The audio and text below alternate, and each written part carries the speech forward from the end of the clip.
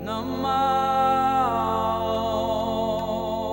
Vishnu Padaya Krishna Prastaya Bhutale Srimate Bhakti Vedanta Swamin Ite Namani. Actually, in those days, we were so inefficient at everything that we did, and so incapable of knowing the significance of what initiation meant. And I remember that, of course, at our fire yagya for the marriage, we we didn't have enough money to buy butter, so we used margarine. And when Srila Prabhupada tried to start the fire, he picked up a piece of wood and he dipped it in. Beautiful. Prabhupada's hands were magnificent, long fingers like this. He picked it up and held it over the flame, and it went. He did it again over the fire. No action. So he looked up very grave and said, "Oh, this marriage will have a very slow start." I was mortified at that. I thought, uh-oh, what have I gotten into now? But yeah, very significant. I suppose at initiation, I do remember very clearly that Srila Prabhupada first gave me the name Kalindi, which is another name of Yamuna. And very quickly, within 10-12 seconds, he said, "No, it is Yamuna Devi." And I said, "What does that mean, Swamiji?" And he said, "The river that Krishna sports in Vrindavan is Yamuna." On that day I made very Bengali food and served it in a Bengali fashion, arranged on the thali in a Bengali order. And Srila Prabhupada's sleeping room is where he respected. And so he sat behind his desk, and Pishima, we gave a small chonki. She sat it just directly opposite Srila Prabhupada on the floor. So as soon as I brought the thalis in and sat them down, Srila Prabhupada started making these little comical remarks about his sister. And he said, "You know, she says it is water, I say it is fat." And I thought, my goodness, he's talking about her weight. You know, what's going on? And she, as soon as Prabhupada started kind of being light in his voice, Pishima kind of started chuckling. You know, she started kind of laughing on the side. And he said, "All this." And he went like this. He was flapping his arm back. He said, "This is fat," he said. "But she calls it water. It's not so." And then he started teasing her. He started telling her about, oh goodness, the days when in their childhood they used to fly kites. And he said, "I always used to beat her at kites," he said. And back and forth, he was speaking very brother-sisterly about his little sister. So she was laughing, not understanding a word of all this. And in the course of all this kind of jesting, I was bringing the chapatis in, relays of chapatis. And when Srila Prabhupada finished his meal, I noticed that every katori, the little round bowls that all of the moist preparations are in and serving a thali, they were now piled one on top of the other, from the largest to the smallest, nearly 12 inches high, on top of his chunky. And when I walked in the room, he took his finger like this and he knocked down the whole stack. And he said, "Yamuna Mai Ki Jai." And I said, "Srila Prabhupada Ki Jai." And Pishima said, "Gauranitai Ki Jai." And I said, "Oh, Srila Prabhupada, you ate everything." He said, now this was a speech that the two of us had with each other. Srila Prabhupada and I had signals for what the quality of the prasad was. Already now things had evolved much from the very early days. And if he patted his stomach, that meant it was third class. If he went like this, second class. If he went like this, first class. This meant excellent. So he said like that, excellent. And in this way, I remember very light, sweet, jovial, humorous first meeting with Pishi Ma, where she didn't understand a word of what was going on, but she truly loved it.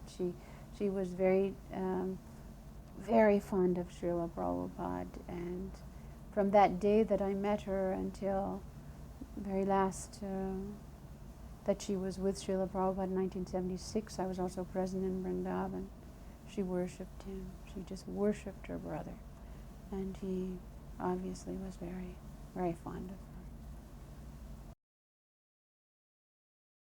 Generally, Prabhupada would reveal what he thought we needed to know. Some people, their nature is to ask endless questions, but I always felt like a fool asking more than what Srila Prabhupada revealed.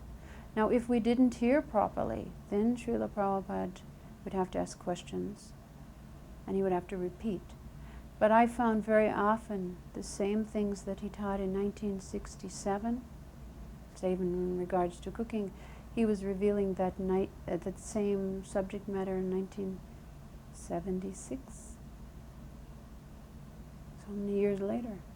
Prabhupada kept Krishna consciousness very simple, and for those of us who engaged in his service, at least my relationship was simply to hear and to follow those instructions personally.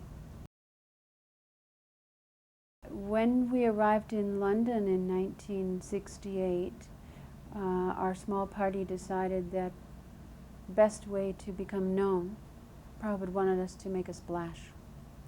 So the best way to become known would be reach the Beatles, because they were luminaries of the time.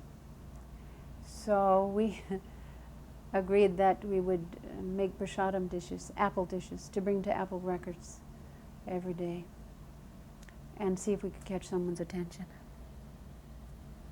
So we did that, and the prasad went from the lower floors to the upper floors, so that ultimately everyone tasted some of that prasad, and they became a little addicted to that. So finally, when we stopped sending prasad, we were notified, where is this Apple Hare Krishna group? So we came to meet them, and ultimately, I think, met George that day. And the first person to strike off a serious friendship with George was Shamsunder. He and George Harrison just clicked.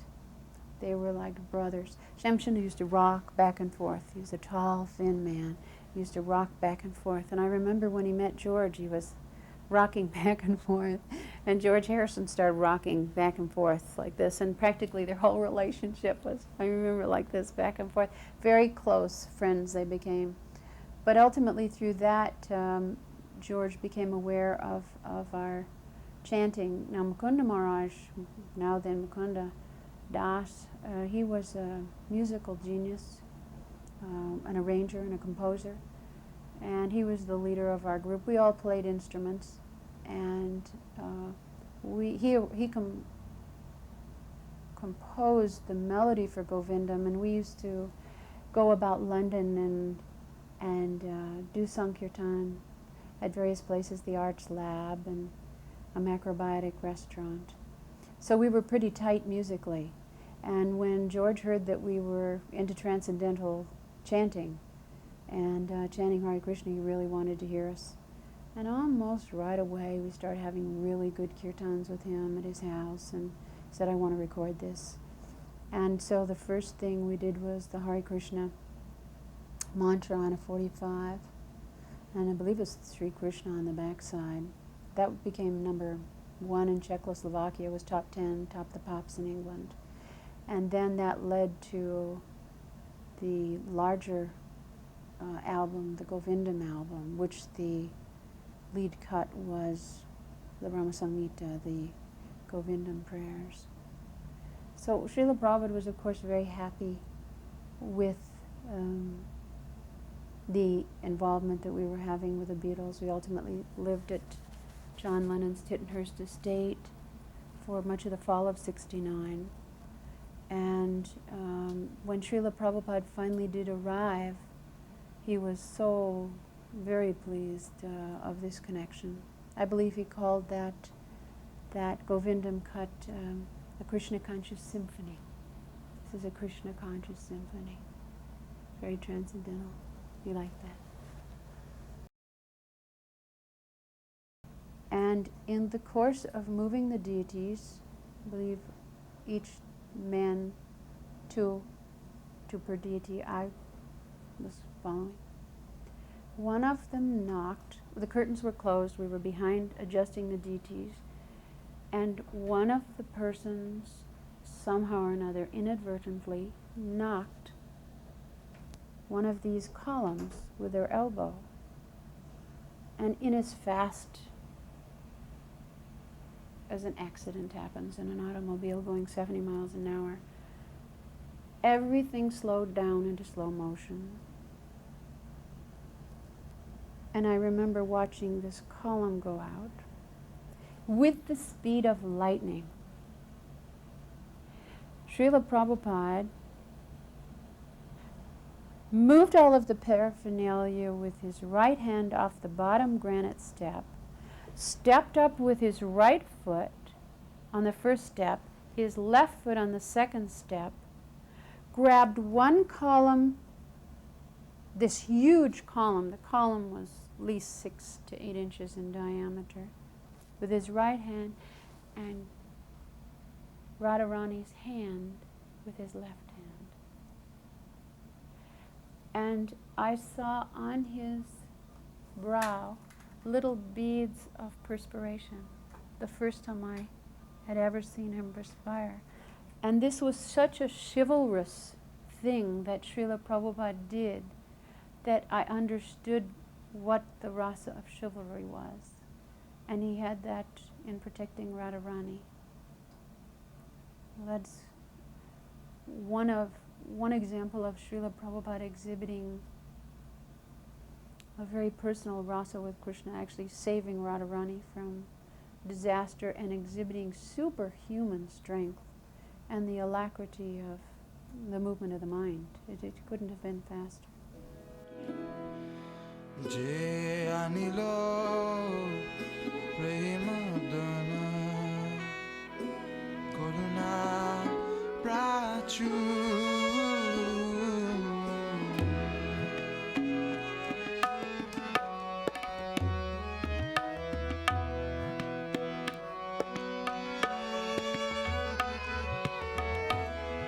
Je anilo